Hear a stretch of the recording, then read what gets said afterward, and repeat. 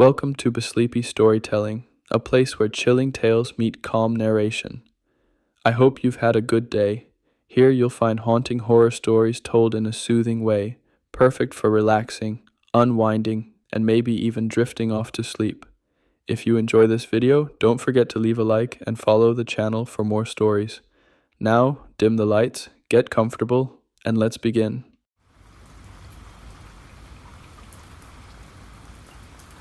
Whispers Over the Waves, Part 1, Departure. The North Sea stretched out in every direction like an endless expanse of slate, its surface restless with ripples and swells that caught the grey light of a sky swollen with heavy clouds. James adjusted the tiller of his small yacht, the Seabird, and exhaled through his teeth. The cold air stung his lungs, sharper than the cup of coffee that had gone lukewarm in its steel thermos beside him. It was supposed to be a solitary trip. One man, one boat, a short voyage across to the coast of Norway. He had told himself he needed the silence. He had told himself that isolation was cleansing, a way to burn off the fatigue of city life. But out here, surrounded by heaving water and the endless sigh of wind, James already felt a prickling unease. Solitude had teeth, and they were starting to graze his skin. He tightened his jacket, the fabric crackling in the cold. The Seabird creaked as it dipped into a trough and rose again, sails straining. Somewhere beneath, the keel hummed against the unseen pressure of the deep. And then he heard it, a sound, faint and almost lost beneath the slap of waves. A melody. James blinked and turned his head. At first, he thought it was the groan of wood or the trick of wind through rigging, but it lingered too long, too steady. Thin voices, high, soft, wavering as though carried through water, were singing. Children. The hair on his arm stood on end. He couldn't make out the words, but the cadence was unmistakable. A nursery rhyme tune, fragile and looping, drifting across the dark water. James gripped the tiller harder. "It's the wind," he muttered to himself, his own voice startlingly loud in the hollow silence of the sea. Just the wind. But the wind didn't rhyme. The wind didn't laugh between verses, like children trying not to giggle. He shuddered and busied himself with adjusting the sails, forcing his thoughts to focus on practicalities. Compass steady, course true, no vessels in sight on the horizon. That was good. Normal. Normal was what he needed. Hours passed. The day never brightened fully. Clouds hung low, threatening rain, but never delivering more than mist. James ate a protein bar, drank the last of his coffee, and tried not to listen for the sound again. But the sea was a cruel trickster.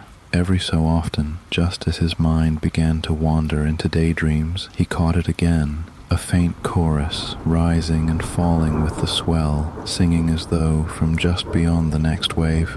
Always distant, never close enough to pinpoint.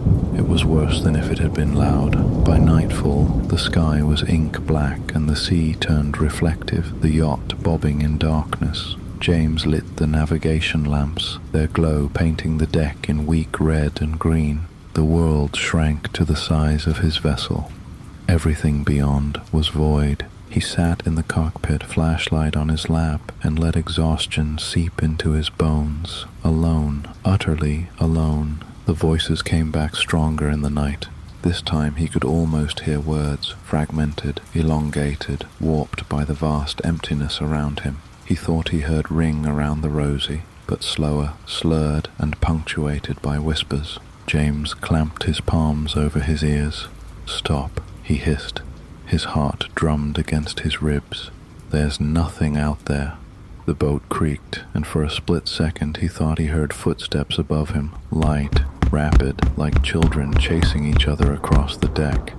He snapped his flashlight on and swung it across the yacht, white beam cutting through mist. Nothing, just the wet gleam of varnished wood, ropes coiled neatly, sails swaying overhead. He laughed shakily.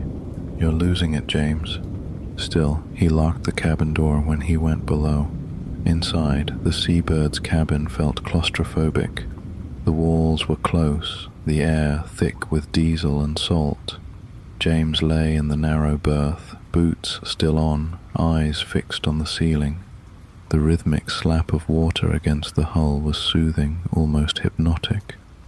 Until it wasn't. A new sound joined the water's lullaby. Tap, tap, tap. He froze. It was coming from outside, against the hull, like small hands drumming on the wood. Too light to be debris, too deliberate to be chance. He sat up, every muscle tight. Waves, he told himself, just waves hitting the side. But even as he whispered it, the tapping continued, slow and deliberate, circling the cabin from one side to the other, as though something was walking along the outside of the boat. James grabbed his flashlight and climbed back up to the cockpit, breath steaming in the air. He swept the beam across the deck, into the water, across the sails. Nothing. Just endless sea, rolling black beneath a sky that had swallowed every star, but the tapping had stopped. He stayed above for hours, pacing the deck until his legs ached, straining to catch the faintest sound. He didn't hear the voices again that night, but he felt them, their absence heavier than their presence, like children hiding in the dark, waiting for him to relax. He didn't sleep. Dawn came reluctantly, pale light bleeding across the horizon. James's eyes were bloodshot, his face drawn. He brewed another pot of bitter coffee and forced down a slice of bread. The sea was calmer now, smooth swells like the heaving chest of some sleeping giant. For a few precious hours there was only silence. He almost convinced himself the voices had been a hallucination, born from isolation, fatigue, the tricks of wind and water. But then, just past noon, as the seabird drifted through a patch of fog, he heard them again.